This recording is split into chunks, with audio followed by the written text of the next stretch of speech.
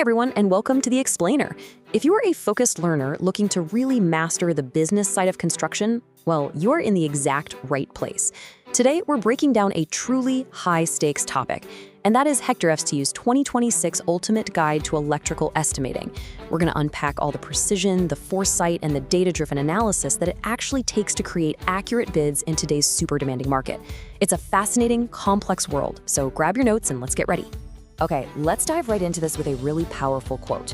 An estimate is more than just a price tag. It is a roadmap for project management. Now, this fundamentally shifts how we need to think about bidding, right? It's not just some number you throw at a client hoping they say yes. This document outlines your entire scope of work. It sets the strict financial boundaries for every single phase of construction long before a single wire is ever pulled. And honestly, this perfectly illustrates why electrical estimating is in a league entirely of its own. You know, general construction can often rely on broad square footage to estimate things like, say, framing or roofing. But electrical work, it demands exact technical specificity. You're dealing with hidden systems, super strict regulations, and highly volatile materials like copper and aluminum, where prices literally fluctuate wildly. You can't just guess here. You need exact linear feet, specific wire gauges, and precise circuit counts. So, to make sure we grasp all these nuances, here's our structured roadmap for the explainer today. We've got 6 key stops. 1. The stakes of estimating. 2. Foundations of a bid. 3. The step-by-step process. 4. Decoding true costs. 5. Standards and tracking. And 6. Modern tools for 2026. We are going from foundational blueprints all the way to modern software budgets. Starting off with Section 1. The stakes of estimating, profit versus financial ruin. Look, I really cannot overstate the gravity of this phase for anyone stepping into a management or estimator role. Accuracy is the thin line here. It doesn't matter if you're bidding on a residential smart home upgrade or a massive rail infrastructure project, the principles are exactly the same. Estimating isn't just about doing the math correctly, it's honestly the ultimate tool for business survival. Because if you mess up here, you are locking your company into a financial loss before the work even begins. Moving on to Section 2, Foundations of a Bid, Building the Base. So there are these core pillars that absolutely must be established before you even think about counting materials.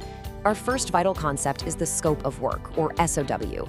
I want you to think of this document as your project's constitution. It defines exactly what you are responsible for, but, and this is huge, it just as importantly defines what you are not doing. You have to review those architectural drawings, the schematics, and the specs meticulously. Why? Because missing a single line item can result in what's known as scope creep, which basically means you end up performing unpaid labor just to meet the contract requirements. No one wants that. The second foundational pillar is your catalog of concepts, which is sometimes called a bill of quantities. This is a highly structured, fully itemized list of every single task and material involved. Instead of just looking at an abstract schematic, you're transforming it into tangible, actionable units of work. A perfect example of this would be a line item stating installation of 100 feet of 3/4-inch EMT conduit. All right, Section 3, the step-by-step process, anatomy of the estimate. This is where the actual mechanics of building the bid come into play, and there is an incredibly logical sequence that estimators follow. Step 1 is the material takeoff, or MTO.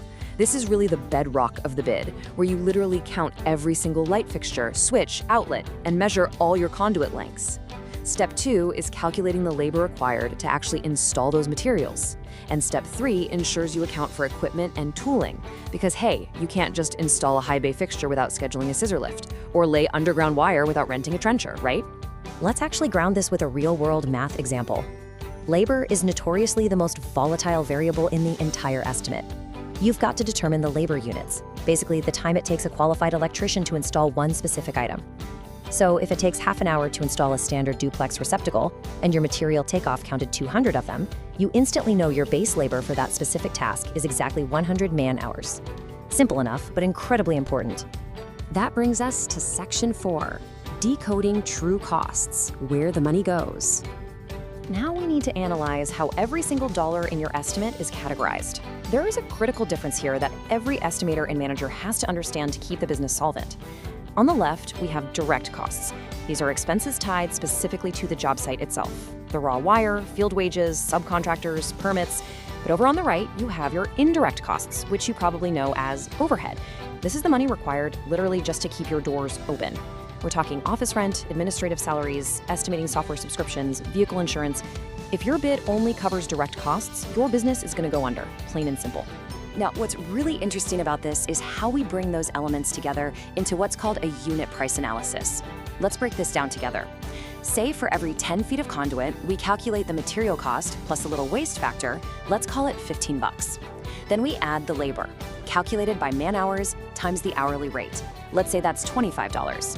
Finally, we tack on a prorated charge for equipment usage, which is $2. Add them all up, and you get $42. That right there is your total unit base cost. So the absolutely crucial point here is, where is your profit? You've calculated all your costs, but you aren't running a charity, right? A 10 to 20% margin is the target most electrical contractors are aiming for on top of those direct and indirect costs. That markup is the exact money that actually grows the business and rewards you for the risk you're taking. Next up is Section 5, Standards and Tracking, keeping it real. Getting a bid accepted is a wonderful feeling, but remember, an estimate is a static piece of paper, while a job site is a wildly dynamic place. There are strict guardrails your estimate must navigate to actually survive reality. Your bid has to align with standards like NEC compliance for local safety codes, and it requires UL ratings for approved materials. You also have to watch owner specs like a hawk. Seriously, if the client specifies Square D equipment and you price out Eaton just because it's cheaper, your bid will be rejected. Furthermore, once won, that estimate has to be translated into Gantt charts. Sequencing is absolutely vital. You cannot schedule the concrete pour before the underground conduit is estimated and tracked to be laid. And finally, Section 6, Modern Tools for 2026, the future of bidding.